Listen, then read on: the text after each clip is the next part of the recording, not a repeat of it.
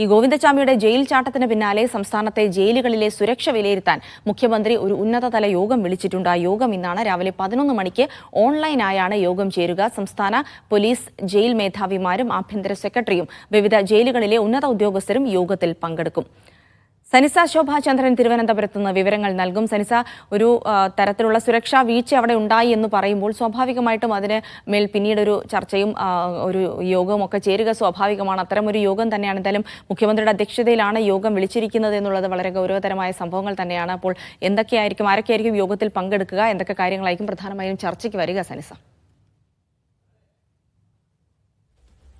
ജിൽസി, ഗോവിന്ദച്ചാമി എന്ന കൊടും കുറ്റവാളിയുടെ ജയിൽ ചാട്ടവുമായി ബന്ധപ്പെട്ട് സംസ്ഥാനത്തെ ജയിലുകളിൽ ഉണ്ടായിരിക്കുന്ന വീഴ്ചയെ തുടർന്ന് മുഖ്യമന്ത്രിയുടെ നേതൃത്വത്തിൽ ഓൺലൈനായിട്ട് ഇന്ന് രാവിലെ 11 മണിയോടെ യോഗം വിളിച്ചിരിക്കുകയാണ്. ഇതിൽ സംസ്ഥാനത്തെ പോലീസ്, അതുപോലെ തന്നെ ജയിൽ മേധാവികൾ, ആഭ്യന്തര സെക്രട്ടറി, അതുപോലെ തന്നെ വിവിധ ജയിലുകളിലെ മേധാവികൾ തുടങ്ങിയവർ ഈ യോഗത്തിൽ പങ്കെടുക്കും.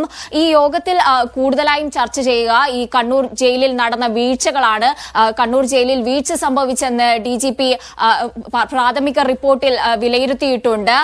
അവിടെ CCTVകൾ പരിശോധിച്ചില്ല. അതുപോലെ തന്നെ ഈ ജയിലിൽ പാറാവുകാർ ഈ നിശ്ചിത സമയങ്ങളിൽ അവിടെ പരിശോധന നടത്തിയില്ല. അതുപോലെ തന്നെ ഇലക്ട്രിക് ഫെൻസിംഗ് അതും 6 മാസമായി തകരാറിലാണ്. അതുപോലെ തന്നെ ഇയാളുടെ കയ്യിൽ ബ്ലേഡിന് സമാനമായ ഒരു ആയുധമുണ്ടായിരുന്നു. അതുപോലെ തന്നെ ഇയാൾക്ക് കറുത്ത വസ്ത്രം ലഭിച്ചു. അതുപോലെ തന്നെ രക്ഷപ്പെടാൻ വേണ്ടി വലിയ കട്ടിയുള്ള തുണി ലഭിച്ചു. ഇത്തരം പലതരത്തിലുള്ള വീഴ്ച പ്രാഥമിക റിപ്പോർട്ടിൽ തന്നെ വ്യക്തമാണ്.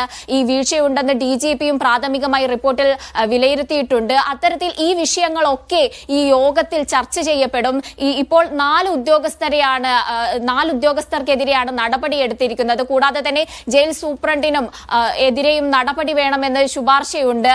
ഇത്തരം വിഷയങ്ങളൊക്കെ ഈ യോഗത്തിൽ ചർച്ച ചെയ്യപ്പെടുമെന്നാണ് കരുതുന്നത്. ജിൽസി.